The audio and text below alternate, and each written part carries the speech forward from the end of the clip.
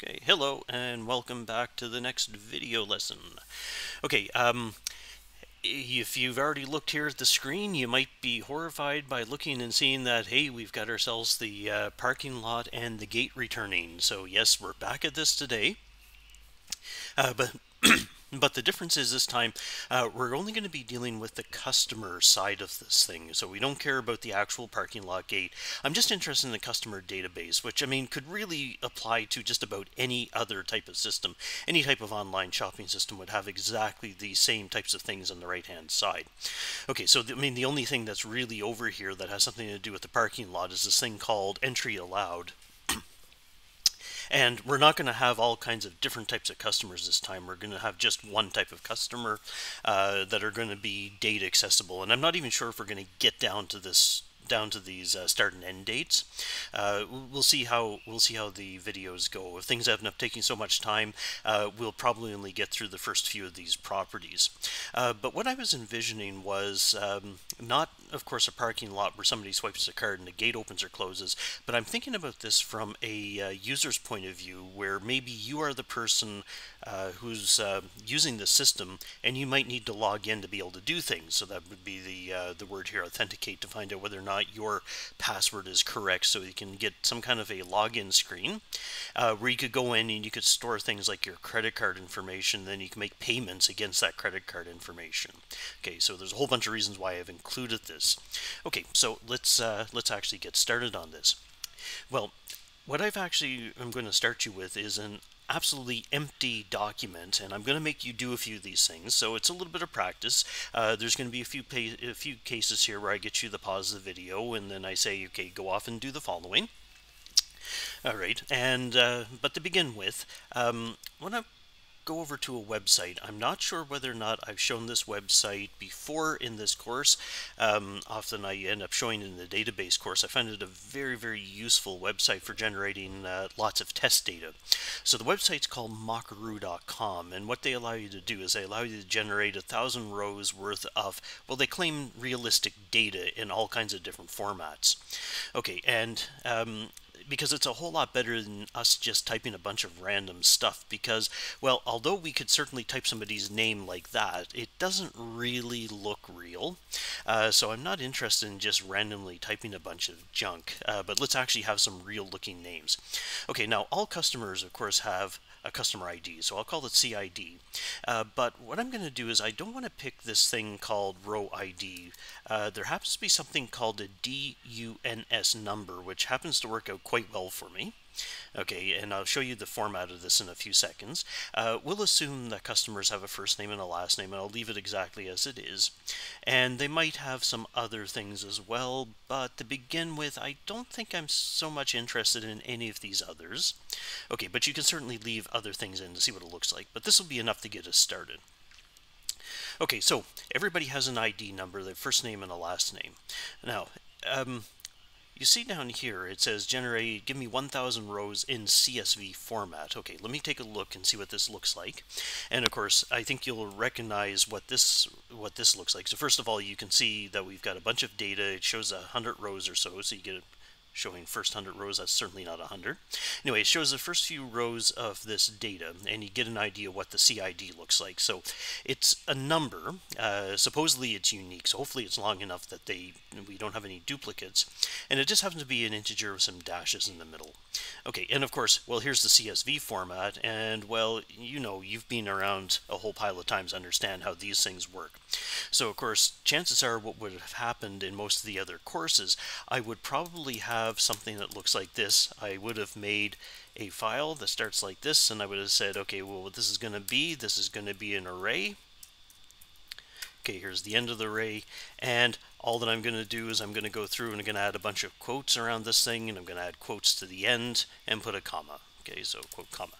All right, and of course, you've been through this enough to know now what you would have to do is you would have to take this data, split it, turn it into the individual objects, and okay, you're good to go. All right, I want to show you a slightly cooler approach in a format that we've never talked about in this course, but this is quite an important format, especially for web programming. Okay, back over to Mockaroo for a second and close this up. Okay, this format right here, called JSON, which is pronounced as JSON, which is an abbreviation for JavaScript Object Notation. Now, let me show you what the preview of this looks like. Okay, so here's the preview of some JSON stuff. In fact, what I think probably what we'll do is we'll grab a little bit of this, and okay, it goes down here. It's 100 rows. Okay, at least we can see 100 rows worth of data. And the couple of things that you notice about this: number one, you can see that there's a square bracket, so guess what? This happens to be an array. You can see that there is curly braces before and after each one of this group of things, and guess what's inside each one of these things between the curly braces? Well, those are objects. So in other words, this is an array of objects. Now, this has a really cool result, because if I were to copy and paste this entire thing inside here, and I was to do this, we'll say data is equal to, and simply paste the entire thing in place, take a look at this. Notice that there's no syntax errors because everything happens to be exactly in the form of JavaScript. In fact, since I'm here, let's do a console.log and take a look at the value called data, because that's what I stored it in. Okay, and let's take a look at the output of this. So my output, okay, I'm going to have to pop this open here, so give me a second. Hopefully we'll be able to find this one. Here we go, demo and index. Okay, and inspect, and we'll take a look at the console output, and you can see now that in my console output I have an array of 100 things, and what's inside each thing? Well, it's exactly an object. Okay, so that's perfect. That's exactly what we're looking for. Now, the only problem with this is this, of course, is not a customer. This is actually an object itself. But hey, you know what? It's a whole lot closer than what it was when it was just a string, because once it's in a string, you have to go through and you're responsible for the splitting. But this one we'll be able to use kind of directly. Okay, we'll be able to use this a little bit more directly with the actual customers, with the customer objects. In fact, I'm thinking maybe what we'll do, no, you know what, I'm going to go through and I'm going to make up the class for the objects, okay, call the customer, and we're going to hand in one of those things each time, and we'll build up at least a couple of small things, and then I'm going to leave some work for you to go through and to generate this. So by the way, you are going to be creating this entirely from scratch. Your data is going to be a little bit different than mine. Okay, so first of all, let's start with the class called customer. So what did I put in here? Well, I know I've got something called a CID. Let's have something called a first name. Let's have something called a last name, but let's use our standard notation. Okay, and let's have a constructor. Now, there's a couple of ways that we can pass in constructors. We could pass in the CID, the first name and the last name, just like we've done before. But let's put it in as a COBJ. So what is a COBJ? Well, that's a customer object. Okay, what's in a customer object? A CID, a first name, and a last name, exactly those things. So let's say this.cid is equal to CObject.cid. Okay, and let's say first name is equal to COBJ first name, first underscore name, because that's what the format was. Oh, does it have to be that format? Well, take a look again at Mockaroo. The reason why it said first underscore name is because I gave it that. So you know what? This is completely up to me. I can have whatever I want. So let's actually do this. Okay, so we'll regenerate the data. In fact, I don't think we really need 1,000 of these things. I think 10 of these will be enough for right now, but I will be back later to generate a whole lot more. Okay, so there's exactly 10 of them. Okay, and let's go in and back to my code. Okay, so let's call this first name, and this last name is C object last name. Okay, there we go. There's my customer stuff, and I'm going to make this extra function called fake data. Now, you've seen me do this before. Okay, so I have a function called fake data, and all that I'm going to do is I'm going to return exactly all of that data. Okay, and so now where are we going to make use of this? Okay, well, again, I'm going to give you at least a little bit of stuff. Unfortunately, you'll have to type this in yourself. Let's have something called the Customer Management System. Okay, and what are the types of things we're going to put in here? Well, just like what we've done before, let's have at least a couple of things put in place. We definitely want to have some kind of a constructor.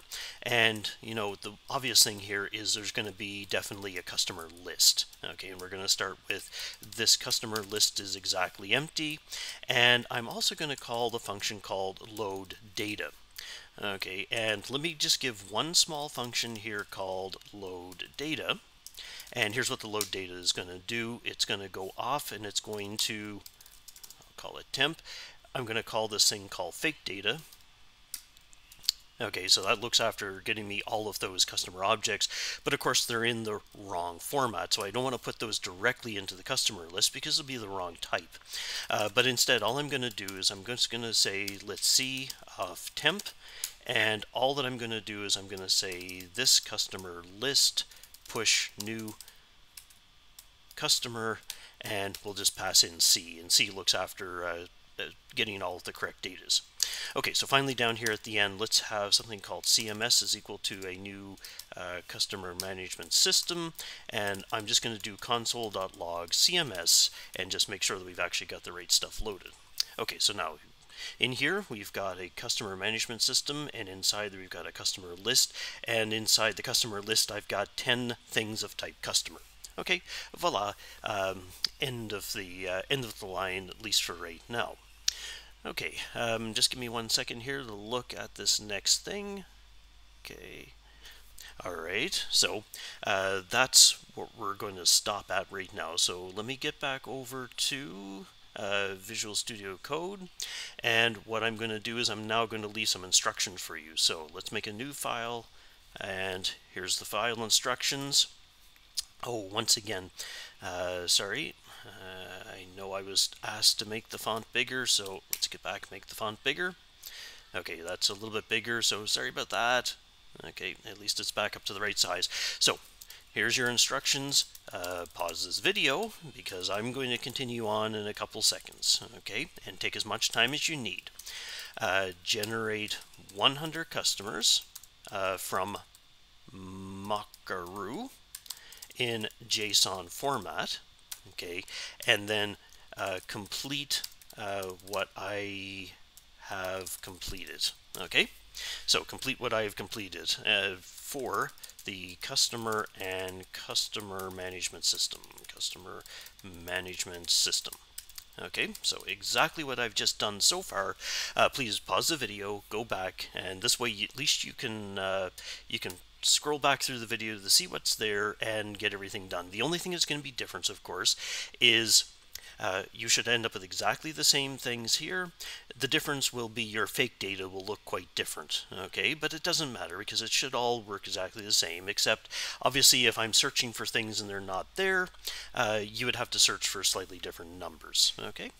All right, so let me go back here, and I will now let you pause at this point. So please finish that. Take as much time as what you need.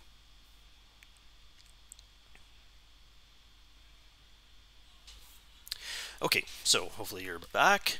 Actually, I had one extra thing I wanted to do before sending you off. So sorry, I'm going to send you off again with a second task.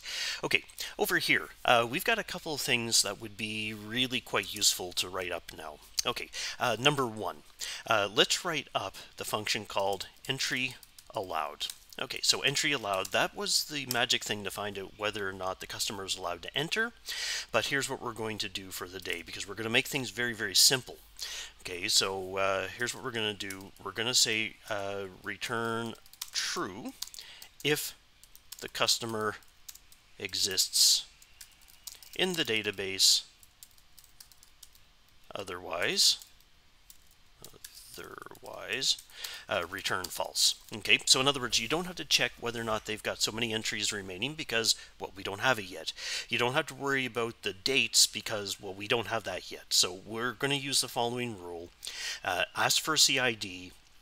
If the CID is there, for example, if you ask for 17-111-1967, you'll actually get back a valid, you'll get back a true. And if you ask for 19-111-1967, least I'm assuming it's not here, you'll get back a false. Okay, so that's one of the functions. That one, of course, I'm hoping you'll find is very, very simple. Okay, and the second one that I want you to do is to write the function called getDetails. And I want you to pass in CID, and I want you to return the details about the customer.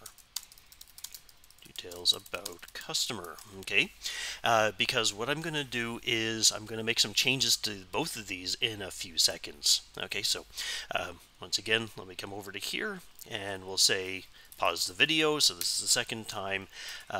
Complete the get details and entry allowed functions for the CMS. Okay. All right, so pause now, go back and add those. That should only be a few more seconds.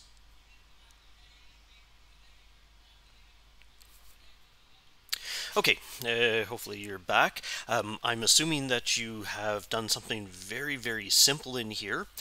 In both cases, I'm assuming that you have done something that looks like this. Let maybe temp is equal to this.customerList.find, and you probably had a bunch of customers and you said, well, I'm looking for when C's CID is exactly equal to the parameter CID that I'm searching for. So remember, the second CID is this one. C's CID is the CID from inside the list. And we probably just had to return if temp was not equal to undefined. Okay, so in fact, let's go and give that a quick try just to make sure everything is fine.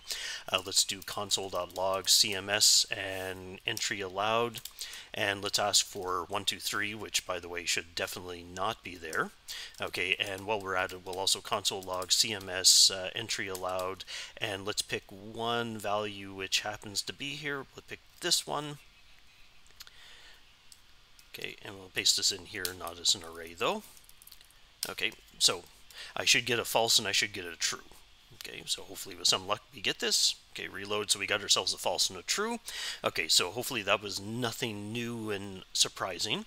But now I want to cover this one called get details, and I'm sure what you've ended up doing is you probably used a find to get the value of C, and you've probably returned it. In fact, well, let me do exactly the same thing. So let me call it result this time, and I'll say this customer list find, looking for C, looking of course for C's CID should be equal to the parameter called CID, and if it is, all we're going to do is we're just going to return result and we're finished. Okay, so let's come down here and we'll console.log. Okay, there you go. I told you it eventually would happen. Okay, here we go. Console.log CMS, and we'll say get details of some customer, and let's use exactly the same customer. Back over to here. Did I mistype something? CMD, of course I did. CMS. Okay, here we go. And of course that's exactly what happened. Okay, because it returned back a customer. Now that's fine, because this is the type of thing that we've been doing all along, so it makes sense that you would have gone after this. Okay, I'd like to make some changes, however, because I'm not so happy with returning the entire customer. Okay, now what do I mean by this? Okay, let's go up here and let's start adding some extra things. Okay, suppose that a customer had like a balance on their credit card or on their card, like the number of times that we're allowed to enter. Okay, for example, and let's just hard code the value, even though I'm going to get rid of this in a few minutes. Let's set the balance equal to 10, and of course maybe you could modify the allowed, so whether or not that number is bigger than 10. Okay, now I'm just going to save it, and I want to come back over here and I want to reload the page. And sorry about that, there's my task list for the day. Okay, and you can see here now that I can see the balance inside, which is fine, except that this does have a bit of a problem, because take a look at this. Let's grab hold of the customer and let's actually hang on to it as the value V, and we'll say CMS get details 71. Okay, exactly that thing right there. So instead of printing this one, I just want to grab the value. But remember, because this is just an object, I can now go at the thing called balance, and I can just go ahead and change it to whatever number I want. And of course, the reason why this is a bit dangerous is because if you go now and take a look at the console.log for CMS, and take a look after we've gone through and modified, and we go and we find this person, notice that this Isadora person has managed to go and they've actually hacked their own value. And the reason for that is because when we asked for the details, we actually returned the customer themselves. Not a copy of the customer, but the actual customer themselves ended up being returned. So that's fine if it happens to be you who's using the return value, but if you're giving it to somebody else, it doesn't really work all that well. It's also not going to work in another case when we go a little bit further, because later on in probably this week, I don't think we'll get to it today, but later on this week, we'll actually be pulling this data not from a local file, but we'll actually be pulling it from a server somewhere, and being able to modify the value here won't actually work. You'd actually want to go back and add an extra function inside the customer management system called update, which would actually go and update on the server the actual values.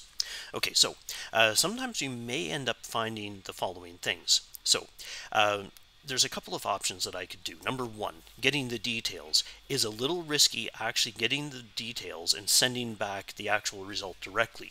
But something that could be quite helpful is to have, say, temp, and then having a new result be equal to the following object. We could have results CID be equal to temps CID.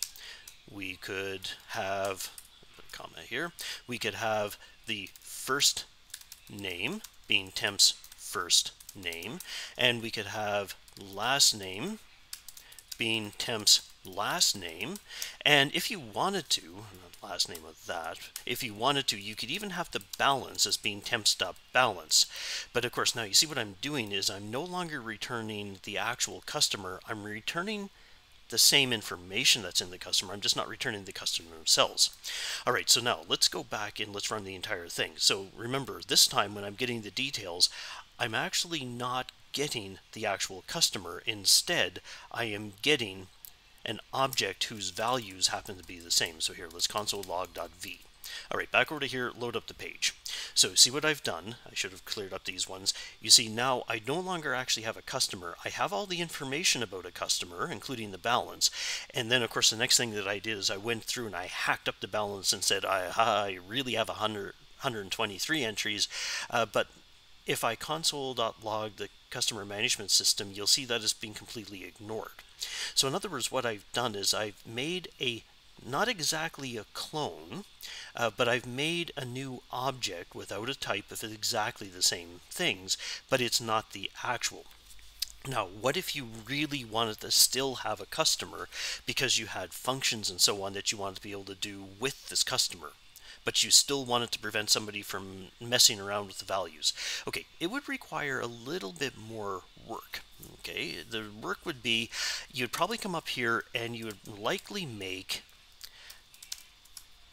a new function called a clone. And what the clone would do is that would exactly clone an object, which you pass in as C, and you'd make a brand new one so that this is the thing that actually be returned. Okay, so if you really want the values or you really want the type, then you just have to add this extra function called clone. But I'll leave that for you as an exercise.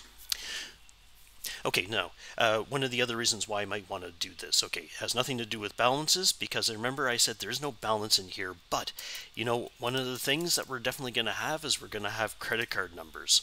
And of course, well, credit card numbers you don't want to be handed around. In fact, you really don't want anybody to ever see credit card numbers. So what I'm going to do in this case is I'm pulling back this information. My get details is only going to return these three things right here, and it's not going to include things like the credit card number. Okay, so once again, let's run this so we can see the output.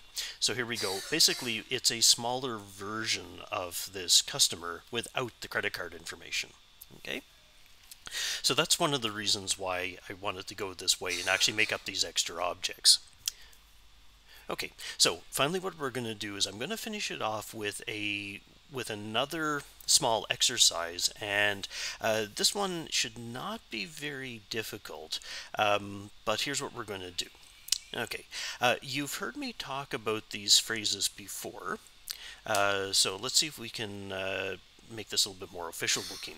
Okay, so right here we've got this thing called the customer management system, and of course what's inside here, well, okay, we've got some of these functions. We don't have all of them, and this is going to be what we're going to add over the next couple of days, or the next few videos, sorry, not days, but videos. The thing that's missing here is there is no customer list, and here's what I want to do. I want to make some changes to this structure. Okay, the first thing I'm going to do is I'm going to take my customer list and I'm going to trash it from here. Okay, and what I'm going to do is I'm going to make a new class down here called Local Customer Management System. Hopefully I spelled that correctly. Here we go. Local Customer Management System. And what we're going to do is we're going to inherit from Customer Management System. Okay, and in here, this is actually where I'm going to have my data. Do I get the right way? Okay, yes, that's the correct direction. Okay, so right here, this is going to be the actual implementation. So this thing up here, let's see if I can find a place how to make a note. Node instance. Sorry, I'm looking for the word note. Annotations. Here we go. All right, so got the word text here. So what this thing up here is called, this is called an interface. Okay, and some people have heard me talk about this already because I have mentioned this a few other times. So this thing up here, this is called an interface. Okay, and what an interface is simply a class that has a bunch of empty functions and no variables. So let's just remind you, it's empty methods, empty functions, let's call them empty functions, and no data. Okay, so there's absolutely no data or state information up here. It's just an interface. And the whole idea is that, well, the parking lot may have different types of customer management systems. All that it knows is that it has a function called get details, entry allowed, authenticate, change password, store CC, make payment. The actual implementation, that's going to be implemented down here inside this class. Okay, so once again, let's grab another note, another text, and I'm going to leave it down here.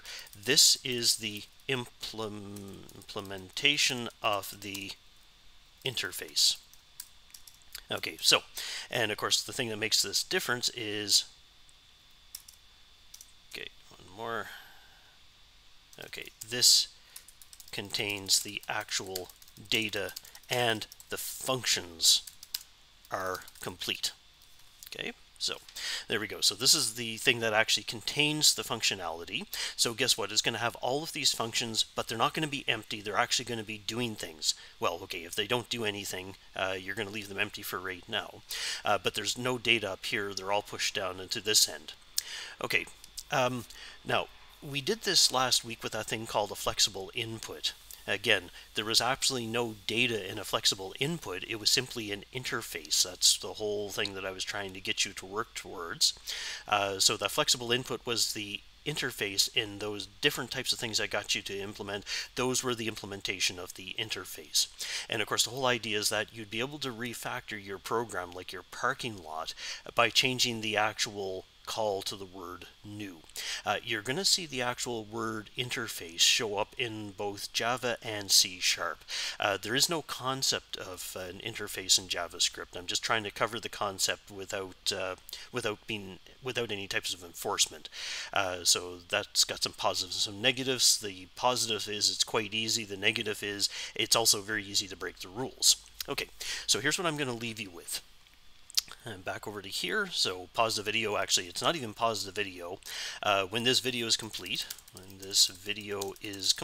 because I'm going to finish this up right now, create a new, what did I call it? I called it a customer management system. Customer management system, let me be lazy and copy it. Okay, a new customer management system that is an interface. Okay, so what does an interface mean? No data, no functions. Okay, well, okay, empty functions. Okay, so do this, and then create a new local customer management system that implements the customer management system interface. In other words, this, oh really, no word wrap, this is exactly what you just did. Okay, so there's nothing new about this one, just do exactly the same thing. But please, of course, go in and add empty functions for everything. Okay, inside the interface, you can add all of the functions that I'm asked you about in that UML diagram. You can scroll back and take a look. But in the local customer management system, implement just this. So why am I calling it local? I'm calling it local because the data is exactly inside a file on your computer. And what we're going to do is we're going to start moving this data around to a couple of other places. So we're going to do a couple of different implementations over the next couple of videos, including we're going to load things off the server called SIT. Okay, so that one's got a bit of a surprise because it is a little bit tricky, but that we'll bump into in a couple of videos. Okay, so that's it for this video now. So please check out the next video. So the first two videos are supposed to be done the first day of this week, but I'm going to leave this up for you for your own time management. Okay, but come back for the next video, and we'll do a small excursion in order to make our lists a little bit easier. Okay, see ya.